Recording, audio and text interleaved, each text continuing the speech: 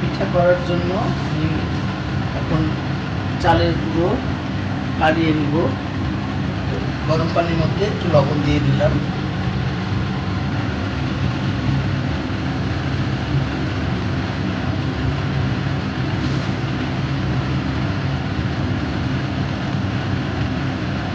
চালের গুঁড়োর সাথে আটাও দিয়ে দেব, তাহলে পিঠাটা একটু সফট হবে।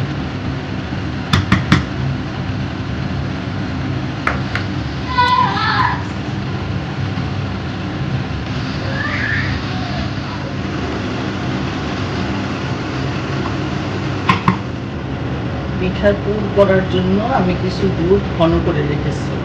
এখন পুরটা তৈরি করব। আমি দুধ দিয়ে দিচ্ছি।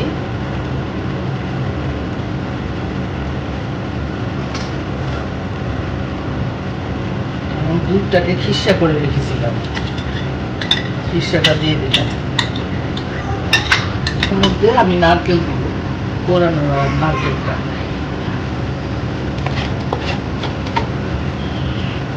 এখন এটা পুরা শুকিয়ে ফেলবো।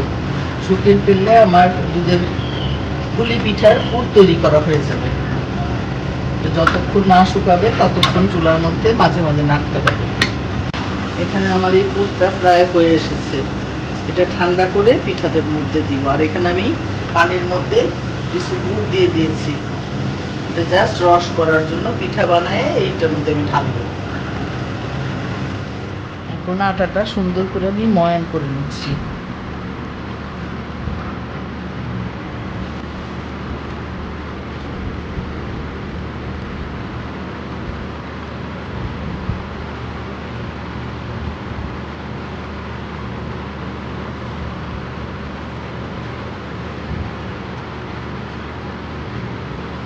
এখন প্রতিটি গোলের মধ্যে আমি একটু করে এই যে খিসাটা দিয়ে দিব।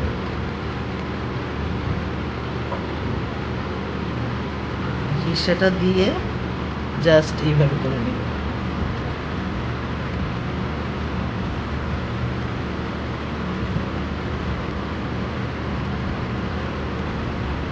এই যে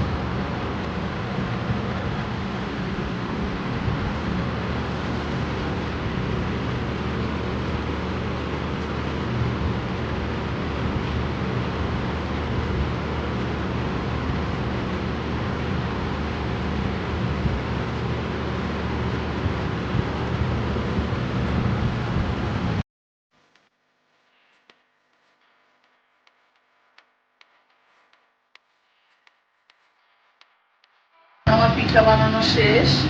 এখন আমি পিঠাগুলা রসের মধ্যে ভিজাবো। হ্যাঁ, রসটা একটু গরম আসছে। এখন আমি আস্তে আস্তে পিঠাগুলোকে দিয়ে দিব।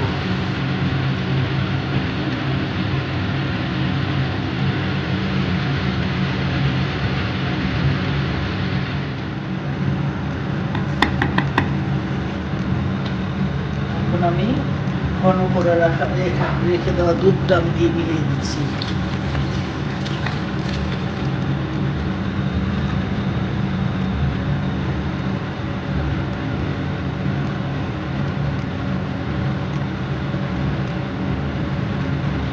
এই রসটা একটু ঘন হওয়ার জন্য আমি একটু চালের গুঁড়ো পানি দিয়ে গুলে দিয়ে দিচ্ছি।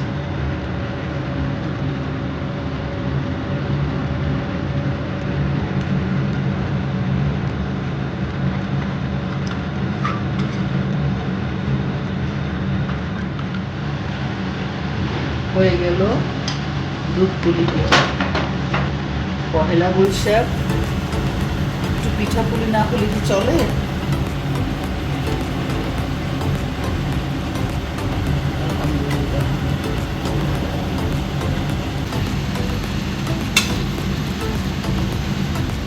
হয়ে গেল আজকে দুধ পুলি পিঠা।